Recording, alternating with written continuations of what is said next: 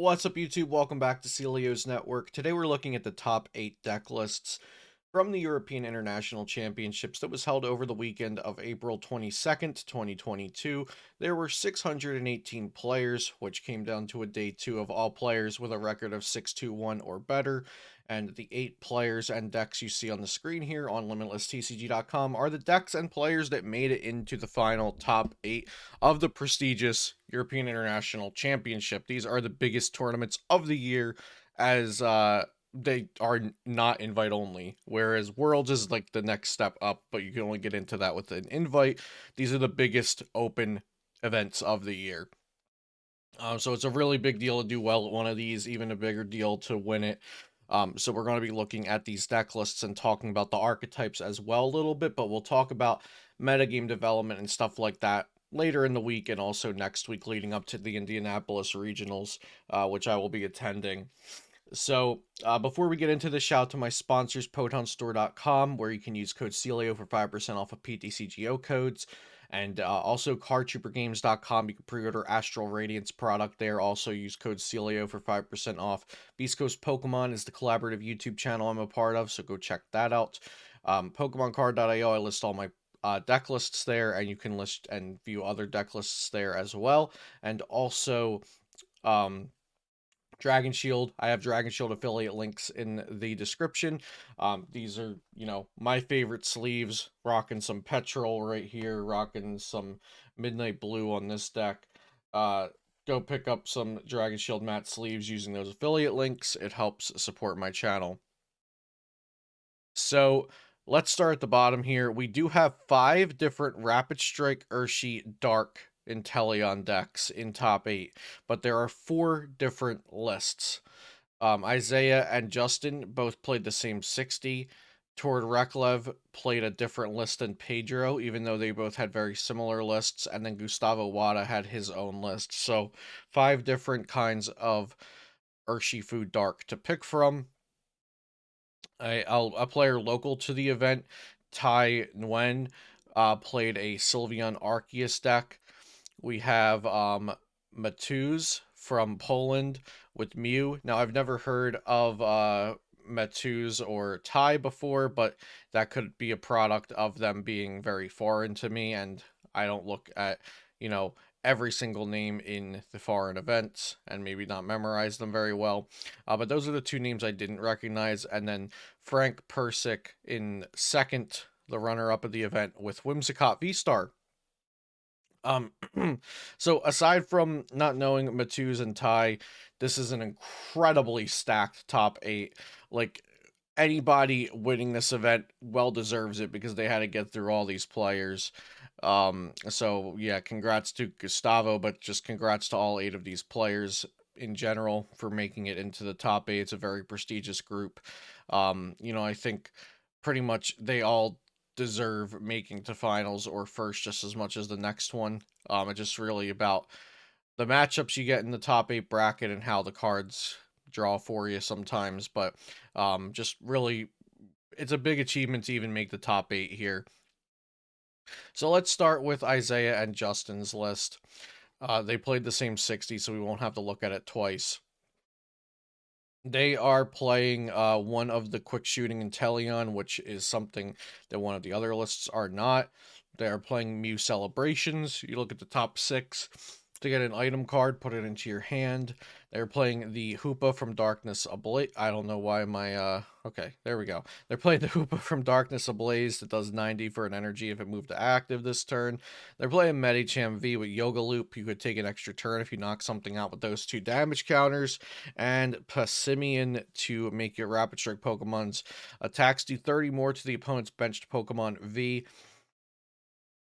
A bunch of one-of supporters, I think Limitless kind of set this trend and showed that it was viable. One Research, one Cynthia's Ambition, Birdkeeper, Raihan, Clara, Boss's Orders, Cheryl, and Peonia. Peonia seems okay because they have like one Quick Shooting, one Hoopa, one Medicham, one Passimian, one Fighting Energy, one Choice Belt, one Rope, and all these one-of supporters. So a lot of one-ofs that they might want to fetch out at any given time if they look in their deck, see its prize, and they could use Peonia to essentially search for that card, or take a shot at getting it 50-50 if they still have 6 prize cards left.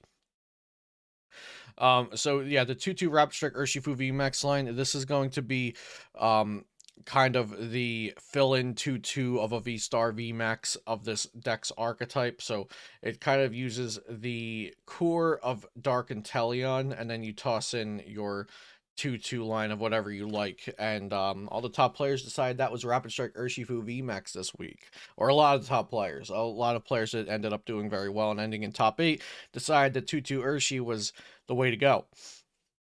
So Urshifu VMAX Gale Thrust hits 150 if it moved from bench to active. That's going to knock out an Arceus V-Star that doesn't have Big Charm. And then Gmax Rapid Flow does 120 to 2 of your opponent's Pokemon, and you discard your energy. So that can finish up a knockout somewhere. It can knock out support Pokemon like Bidoof, Bibarel, Sobble, Drizzle. It could also just set up two V Star or V Maxes to then be knocked out later by other attacks. A very important part of this deck is the Galarian Moltres with Malevolent Charge. It could set itself up in just one turn. And then Fiery Wrath does 20 plus 50 more for each prize card your opponent has taken. So if your opponent has taken 3 prize cards, that's 170 times 2 for Dark Week. This means you're doing 340 to a Mew VMAX, and that's what you want to be knocking out with Galarian Moltres. But it can also be useful in other matchups. So Isaiah and Justin both played that list. Now keep in mind their list is capable of quick shooting Yoga Loop shenanigans. Moving on to the next Urshifu deck, we have Tord. Definitely more spread out with more one-ofs, except Tord valued the double Sonya. So I think that's a very, very like deliberate choice to note when you're building this deck or trying it out, that Tord would not have included a second supporter if he didn't feel like the supporter was not correct. So I'm taking a mental note of that.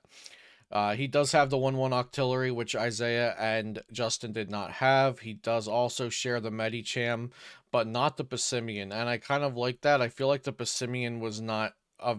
I imagine it wasn't a very strong card in Isaiah and Justin's list, since there was no telescopic sight, and you're not really looking for those big rapid flows anymore with the deck, since people are going to be countering you, and you're also just trying to take out smaller support Pokemon a lot of the time.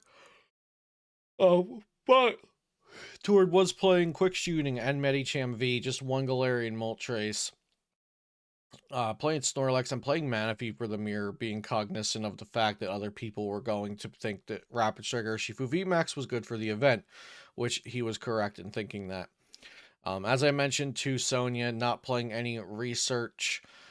For Scoop Up Net, wanting to just be very mobile with his cards and being able to reuse the Drizzles and Inteleons and getting that Snorlax out of the active as well.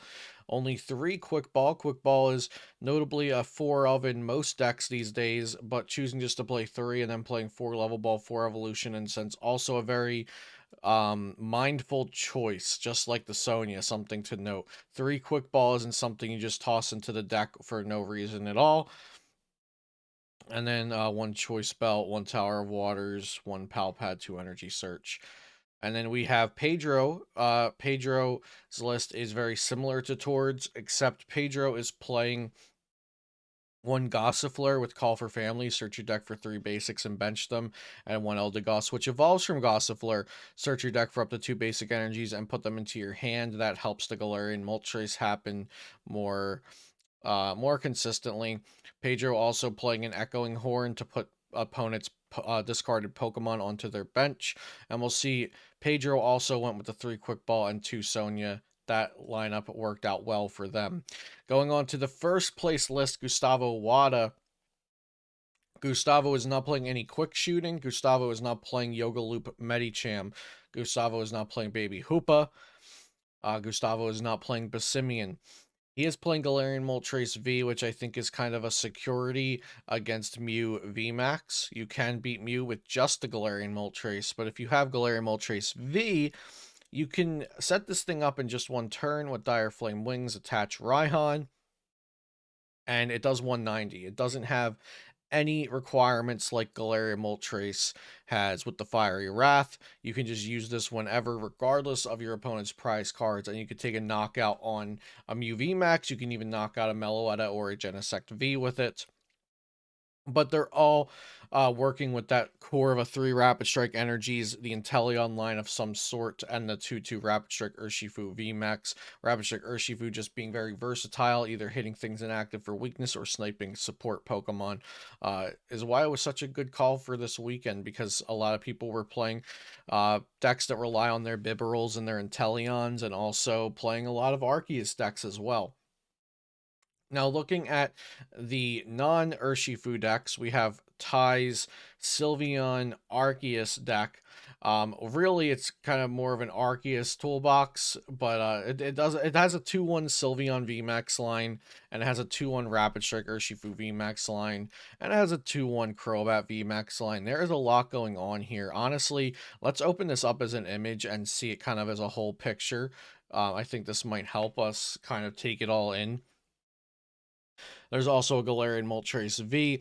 So two small game plans against Mew VMAX.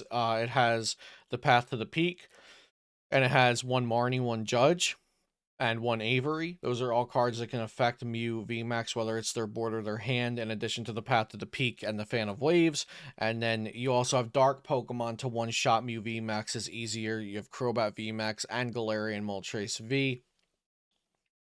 Sylveon VMAX really good against Rapid Strike Urshifus. You're going to be able to one-shot those while not being anywhere near close to one-shot by them. Arceus V-Star is just a very good core of a deck. But this deck could potentially exist without Arceus V-Star as a Rapid Strike toolbox, like ones we've seen in the past. So this is a cool deck. I don't really have too much to say about it. It definitely can get rocked by Mew if they just go Escape Rope, Melodious Echo, and you don't have double Remory down to prepare for that. So it's not a deck I would play, at least in its current form, because it looks like it just loses to Mew most of the time, even though you have these plans against it. You don't have single prizers to feed them in the early game, so it looks like they'll just be able to win the prize trade in a typical game, unless Path of the Peak sticks very early against them. But a very cool deck nonetheless. And then we have Matuz with I'm sorry if I'm saying your name wrong.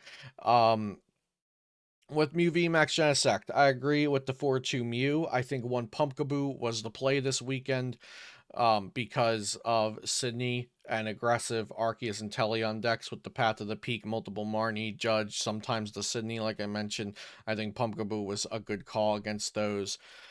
Um, Only two Stadium, I feel like it's kind of counterproductive. Like, yeah, I'll play a Pumpkaboo to bump Path, but we're gonna drop third Stadium. Don't love that, but it looks like that wasn't. What did Matus play against? Uh, Matus played against Gustavo, so the Stadium bumps didn't matter. Um, Let's see, we got 4 Battle VIP, 4 Cram, 3 Rotom Phone, 2 Fog Crystal, 1 Psychic Energy. Psychic Energy without the Training Court also a little sus, but it's nothing crazy. We're not seeing anything crazy in this list, so congrats to them. And Frank Persick's Whimsicott V-Star deck, with the Averys, with Peony, Path to the Peak, Crushing Hammer, Fan of Waves, Whimsicott V-Star doing 160, and the opponent can attach tools or special energies from their hand next turn. Pretty strong. Mew VMAX gets around it with Alessa and their one-of basic Psychic. This was probably a favored matchup in the finals for Frank, but if you watch the stream, Frank did not draw many cards that did things. It was a pretty bland finals, but Gustavo maneuvered it to the best of his ability and came out on top. So that's the top 8 deck lists. We'll take a look at more interesting deck lists from day 2 at some point this week. I just wanted to get the analysis of the top 8 deck lists out there for you guys. So I appreciate you watching today, and be sure to subscribe to the channel for daily Pokemon TCG content. I'll see you next time here on Celio's Network.